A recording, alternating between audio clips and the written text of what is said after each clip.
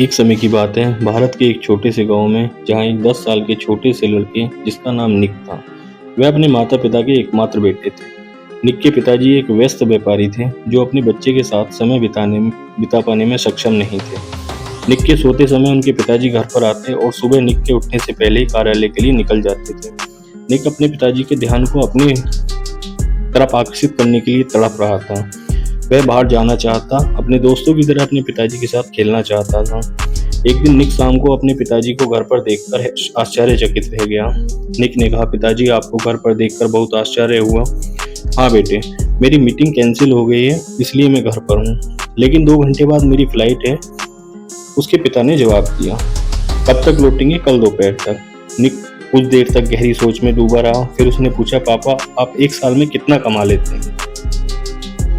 निक के पिता हैरान रह गए। उन्होंने कहा, मेरे प्यारे बेटे, ये बहुत बड़ी रकम है और तुम इसे समझ नहीं पाओगे। ठीक है पिताजी, क्या आप अपनी कमाई से खुश हैं? हाँ मेरे प्रिय बेटे, मैं बहुत खुश हूँ और वास्तव में कुछ महीनों में अपनी नई शाखा भी खोलना वाला हूँ और एक नए व्यवसाय को शुरू करने की योजना बना रहा हूँ। क्या यह बढ़िया नहीं है? हाँ पिताजी, यह सुनकर खुशी हुई। क्या मैं आपसे एक और प्रश्न पूछ सकता हूँ? हाँ दोस्त। पिताजी, क्या आप मुझे बता सकते हैं कि आप एक दिन में या आधे दिन में कितना कमाते हैं? निक, तुम यह सवाल क्यों पूछ रहे हो? निक के पिता हैरान थे, लेकिन निक दृढ़ थे।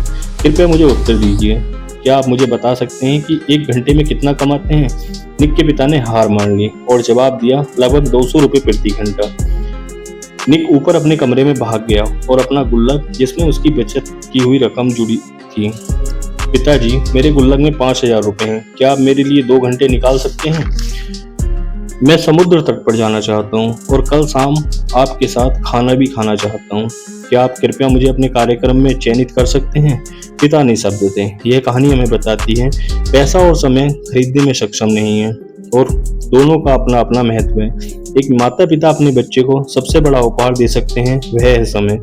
पैसे से सब कुछ नहीं खरीदा जा सकता। इस कहानी के माध्यम से हमें यह भी सीखने को मिलता है कि सफलता की माप पैसे से नहीं है, बल्कि खुशियां, समृद्धि और समय के सही उपयोग से होती है। निक ने अपने